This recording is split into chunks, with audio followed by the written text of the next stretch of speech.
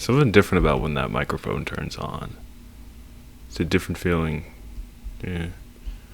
Because you know that people are going to have to listen to this at some point. So you hope and you try and you do as much as you can.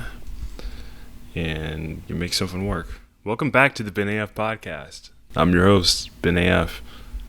Hope you all had a great Father's Day weekend. No, I did. Got to spend some time with my dad, which is awesome as always. Got to spend some time with my family. Just got to relax for a weekend because we finally got that freaking video done. Oh my god, you don't know how long that took. Yeah, it was a nice relaxing weekend. Very nice and relaxing weekend. And yeah, certainly refreshed my batteries to do this job again. What I'm doing in this podcast today is just trying to tell you guys where I'm at, what I'm doing, what's happening, what the plan is, what we're doing, what this channel will be doing in the future, somewhat what my plan is, and we can just go from there more than anything. It's hard hosting your own podcast. I forgot how weird it was to talk in front of a microphone without a script and how strange it is to have to fill air, but I love it. I love every second of this. I'm a podcaster. I'm built for this. That's what I do. So for anyone who's just joining us, who's recently come along because of the great debate, I should probably explain exactly what this podcast is. This is where I started. This is how I started. Yeah, my first ever videos on YouTube were podcasts. My first ever venture into this was podcast, and this is actually one of the things I enjoy the most. I love speaking. I really do. It's one of my favorite things to do in this world. I've been putting off bringing back the podcast for a while, just simply for the fact I didn't know where to fit it in. I didn't know what I wanted it to be this time. I didn't know how I wanted it to change, how it would change with the times. But I figured it out. And so, here it is. It's the podcast Revamped. We have revamped it, baby. How have we revamped it? A couple simple ways. First off, I have way more experience now. I know what I'm doing. There won't be any more dead air. I know that the first time I did this podcast, there's a lot of missteps, but I enjoyed it. I'll never delete those videos because I love them. I love every second of them. I really do. And I think if you can get past a little bit of the roughness, I think you'll enjoy them too. So go ahead and check them out. If you're new and you haven't checked them out, go ahead and check them out. I'll leave some link in the description. But something that I think that those early podcasts lacked a little bit was a little bit of structure, or at least some sort of a schedule. So I will try to get at least one form of content on my channel once a week. I'll try. I'm not holding myself to it. It's nothing guaranteed. If you don't see anything in a week, it happens. But that will be the plan from now on, is some form of content on my channel every week. And so, if you're not down with that, it's cool. Just ignore them. But, yeah, you'll be missing out on quite a lot, because today's first order of business, we're going to be discussing the debate. Yeah, I know, right? We're going to be discussing my last episode of the Great Debate, Prince versus Michael Jackson. Truly one of the greatest videos ever made on YouTube. Just kidding. It's not. It's good. I liked it. I'm glad that it came out the way that it did. I was stressing so badly about it, thinking that I had made too many changes to it, but I think it's gone over pretty well. At least hopefully it has. But so, I have a couple points here written down that I wanted to elucidate. So, let's go ahead and dive right into it. So first off, I think I'm going to talk about a little bit of my thoughts on making the actual video itself. It took a lot of time. Not the video itself, but the research that went into it, because I listened to over 500 songs in a month. That's a lot. Well, you're smart people. My audience is smart. I know you guys are. 500 songs is a lot, especially when most of them you have never heard before. Or heard like little bits and pieces of. But it was one of the funnest experiences I've had. I love doing it. I loved getting to explore more of Prince's music and really getting more into Michael's music as well. There were so many songs I just didn't know about, had never heard before, had never listened to, because most of what I had ever heard of Michael Jackson was from the radio. And so there's the same songs that kind of get put on rotation, but that's about it. And it was really interesting. That album, Invincible, I will definitely keep coming back to that because I love that album. I think that actually might be, if there's one album that I keep coming back to more than the rest, at least for now, it has been Invincible. So take that with whatever you want to. And with Prince, oh my God, I I had never realized how much music that man put out. He put out so much music. Every year there was a new album, and whenever there wasn't an album, you get these what I like to call gap year grades, where it's just Purple Rain. There's an album called Come, COME. There's a couple more, but whenever Prince took a year off, he usually came back with some of his better stuff. So just because it seems like he had more time to kind of flesh stuff out and kind of give more time and breath to things. But then again, 1999 comes out immediately after Controversy, so it's not exactly like he really needs a gap year. I think it just gave him more time to kind of build up albums, and I really like them. So, yeah, or at least I find them the most. I'm not going to say the most interesting. I find all of his albums interesting. There's a particular word that I can't think of right now that would probably describe it pretty well. Yeah, whatever.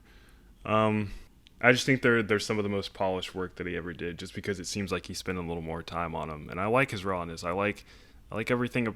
I like every different version of Prince, but the gap year greats are just a little more polished. That's it. Also, man, I really did try to do some things differently in the second one. I tried to make the second one different enough that it stood out on its own, and that, but tried to keep the things that worked in the first one. So, I mean, if you guys have any things or any comments or any input that you want to tell me, or any thoughts or suggestions or anything, put them down in the comments. I want to talk to you. All right. I may not respond to every comment. I may not like or do whatever, but the answer is I read every single comment every single comment that's ever been left on any of my videos I have read. So if there's any way that you want to interact with me, leave it down in the comments. If you don't feel comfortable with leaving public comments, go ahead and shoot me something on Twitter or Instagram. I have them down in my description. Go ahead and shoot me a DM there. I have no problem with that.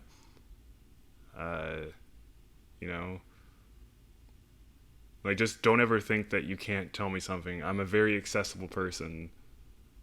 At least I try to be. And so if you have questions, comments, or concerns, just make sure it's left in a place that I can see it, because I'll see it. I'll find it and I'll see it. So, yeah. So moving on from why I made it. So something that I felt like I kind of might have missed on was the legacy. If I had any criticisms of my video, it would probably be that I didn't do a very tick for tack, because with the whole legacy thing, I kind of feel like I structured it in a way you could look at it from an angle that I unfairly judged Michael because of the allegations against him, which technically have not been proven, but there's allegations against Prince. There is one big allegation against Prince, and it has nothing to do with children, but it does have to do with a girl, with an underage girl. And so let me pull it up real quick. Yeah, Prince was not without his faults. Don't take that video for that. He had a lot of issues. First off, Prince was an asshole. I just got to tell you that. He seems like a very prickly person. Seems like a lot of people, like either you were with him or you weren't with him. And I guess I kind of understand that point, but just I feel like there's better ways to do things. Her name is Maite Garcia. That's the one. In 1990, 16-year-old Garcia met Prince backstage in Barcelona after he saw a tape of her dancing. After she graduated high school in Germany at the age of 17, Prince became her legal guardian. Upon moving to Minneapolis, Prince and members of his team helped set her up with her own apartment. At first, I stayed in Solfetti. Then they moved me to a nice prairie town at the Country Suites. But I couldn't even make a cup of tea there, so they got me an apartment and rented furniture, she said. At the age of 19, Prince instructed her to get on birth control, thus beginning their sexual relationship. After a 4-year courtship, they married on February 14th, 1996. Now, maybe that wouldn't be a problem, Prince being early 20s, These things happen. Except Prince was in his early 30s when this relationship happened. And that, to me, is about as creepy as it gets. It's incredibly creepy. It's incredibly using power dynamics and stuff. It's incredibly gross. And it's something that I myself have a struggle with him doing this. Actually, when they got married February 14th, 1996, he was 37 and she was 22. Now look, I'm not against people getting involved with younger folks. It happens.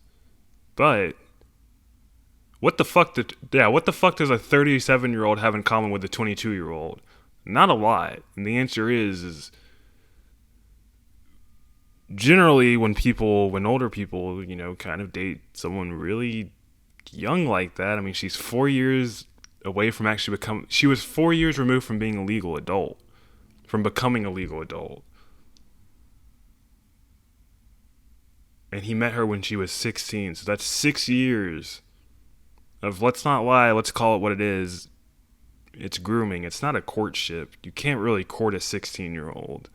That's not how this works. But, it happens. I'm not saying he did anything. I'm not saying he did anything illegal either. All I'm saying is that it's a little weird. That's all I have to say about it. So do with that information what you want to. I'm making no judgments here because I don't want to be judged. Hey, this is a message from Future Ben. I just wanted to clarify that I do not have a problem with age differences. My biggest problem with it is that whenever you enter into a relationship where there's a power dynamic, you have to be very, very, very careful not to let it slip into controlling other people. So with relationships like that, the problem isn't necessarily the age, it's just the experience gap between two people. Or it's just, there's a lot of things that if I had done when I was 18, it would be a lot differently than if I had done it now. So, and just a lot of things kind of like that. So I don't necessarily have any problem with age gap relationships. It's all a level of, making sure that both people are on equal playing fields as much as possible in a relationship like that. That's it. Thanks for listening. Just wanted to clarify that. Hope you enjoy the rest of the show. We'll get back to it. But it does bring up an interesting conversation, which is something that I kind of brought up at the end of that video, was being able to separate an artist from their actions. And it's somewhat of a battle I've had within myself a lot, because when I did get back into Michael Jackson last year, I kind of did struggle knowing that he had not only allegations against him, but he had credible allegations against him. And then that documentary came out, Leaving Neverland, and I finally got to watch it this year, and it's incredibly disturbing. I don't know if everything that they said in there was true. I wasn't there. But regardless of what happened, he had an incredibly weird relationship with some children. And yeah, just like I said, what exactly does a 37-year-old have in common with a 22-year-old? Really, what does a 30-something-year-old man have in common with a child that's not theirs? But usually it didn't really matter to me before because I could fully divorce artists from their art. The It didn't really matter to me, but now that I see art as a reflection, you can tell a lot more about a person through their art than you ever could through talking to them. Because when you're putting yourself so much into something, you can tell a lot about a person by listening to their music or looking at their art pieces or reading books especially. I wish those guys had written books because we would have known a lot about them. But I think that's why they never wrote any books, because I think you accidentally leave stuff in your books. But we do have their lyrics, especially with Prince, because pretty much every song that he released, I think every song that he released was at least partially written by him, and I'm pretty sure all of them were written by him. So with him, I mean, you have the book of Prince through his music, but with Michael's a different case because he had a lot of people. While he did write a lot of his own music, he had other people write his music a lot of the times. He performed other people's music, like the song "You Were Not Alone." I must have listened to that song at least 100 times. I like it. I really like it. I like it. But the thing about it is that it never felt like Michael to me. It never felt like Michael Jackson was really saying. It felt like he was singing those words, but it felt like he was singing somebody else's words. And what I've been doing recently is checking out who on Spotify you can right click and you can see the credits, and you can see who performed the song, who wrote the song, and who produced the song. And with that song, Surprise Surprise was not written by Michael Jackson. It was written by a man named Robert Kelly, also known as R. Kelly. And then it clicked. Anytime Michael actually sounds like he knows what he's doing in a song, like he knows how to talk to a woman, it's not Michael. It's never Michael. It's almost never Michael. But whenever he writes some weird song about children and understanding children, or just whenever, if you listen to a Michael Jackson love song and it sounds naive, it's him writing it. If it sounds like it's someone who's mature and knows what they're talking about, then it's somebody else who wrote it. And I can almost guarantee it every single time that that's the case. Yeah, go look at it. Go look at the Spotify. You'll be able to go figure it out. Oh, but knowing that, I no longer feel comfortable with saying that I can divorce an artist fully from their art. Whenever I listen to Prince, it is still in the back of my mind that the man who could write these kind of lyrics and could do all the things that he did, of course, had some weird relationships. Of course, there's no doubt about that. And with Michael, you can say the same thing. Michael seems to have a couple problems, and it seems to stem a lot from his childhood, which, who can you blame for having a bad childhood? It happens. Everyone's got problems. I just, you know, I find that there's a difference between making excuses for people and trying to provide actual explanations. With Michael, I feel like a lot of people just make excuses for him. Because the answer is, regardless of whatever happened in your childhood, you learn to grow up at some point, and it just seems like he never did. Which is a real shame, because Michael was an incredibly talented artist. And I don't know, I find it interesting. So one of the things that I struggle with divorcing an artist from their art with is that I feel like I'm just trying to give a free pass to them because I myself am an artist, and I'm just like, well, I mean, there's the explanation out there that, well, yeah, all artists are fucked up. They just are. I mean, the crazy people who can make art like that are, of course, going to be fucked up people. But I don't think that's the truth. I think that whatever chaotic energy that you put into your art, I think you can limit that to your art. I don't think you have to take that into your personal life. So I think it's a bullshit excuse. I think it's for people who can't control themselves, and it's just another excuse. So I think it does a huge disservice to the victims to try to tell them, well, I mean, but he did make good art. Like, who cares? Yeah. It's like that doesn't help any of the people who feel victimized by either of those two. Now, something I should say is that that girl that he married at 16, or did not marry at 16, but met her at 16, I don't think she's really ever had anything bad to say about Prince. And so I'm somewhat willing to let it slide if she is. Clearly, she's a grown woman now. She didn't feel victimized, so, or at least some, I don't know. I don't know. But to the victims, to the alleged victims of Michael's, I think it does a huge disservice to them to just ignore them. I think that that's something that you have to factor in whenever you listen to his music now. And again, actually, I shouldn't say that. It's something that I factor into his music listening to it now because I know more about the man. It's partially who he is and what he did. And so, yeah. Now, can I still listen to his music? Hell yeah. I still love the music, still love listening to it. It's just, it's always something to keep in mind. Just my entire point on this debate, whether or not you should divorce the artist from their art or you don't, make whatever decision you feel comfortable with. The answer is there's tons of good artists out there who don't have any baggage. So go find them, go listen to them. I think that's what most people do. It doesn't really, I think it's an individual choice, and I am not going to try to prescribe any answer to it because I think it's a personal choice. Everyone should do what they feel free with.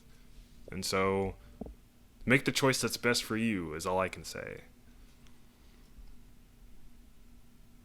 There was an interesting debate that I got in a philosophy class in college. So I took I can't remember specifically what the class was called, but it was basically, I was a political science major.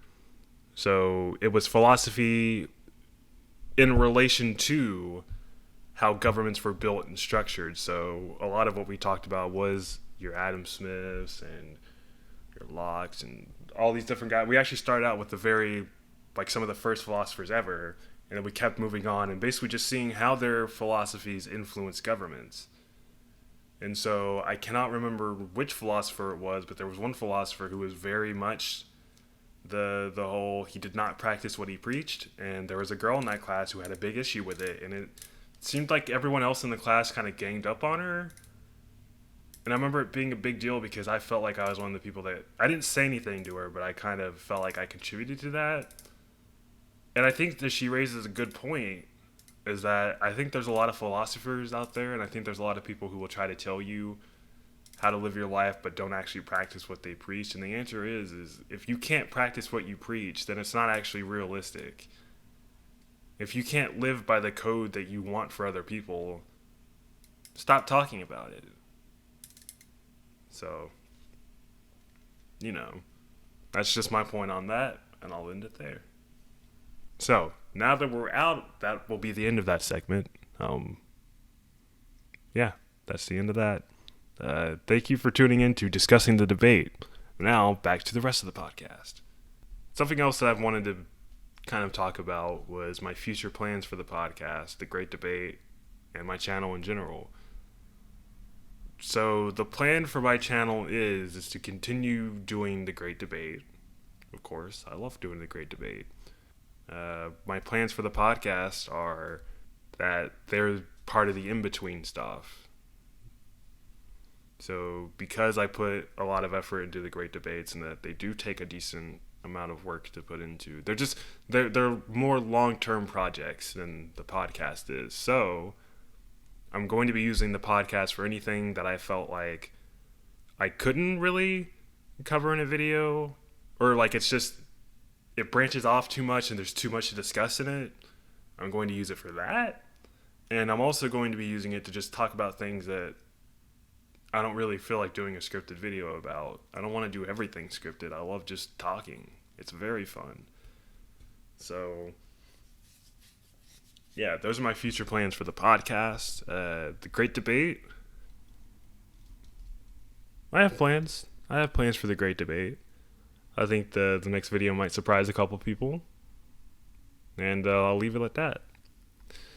So I think that about wraps this episode up. thanks for listening. I kind of got everything that I needed to say out. I apologize if this ever comes off as rambly or anything, but the answer is it's a podcast and it's me by myself. Oh, that's also something that I wanted to say about the podcast is that there will be episodes where it's just me. There will be episodes where there's multiple people. Hell, at some point there might even be a podcast without me. Who knows? I think that would be kind of interesting, but all I'm trying to tell you is that it's all on the cards right now. Everything is on the table. Every choice is on the table.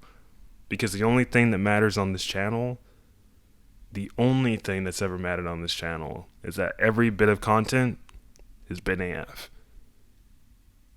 And with that, I'll catch you guys next time. See you later. Bye-bye. Go away now. Totally not just doing this even more. Nope, nothing to be gained here. Not sure why you're still here. Go ahead and leave.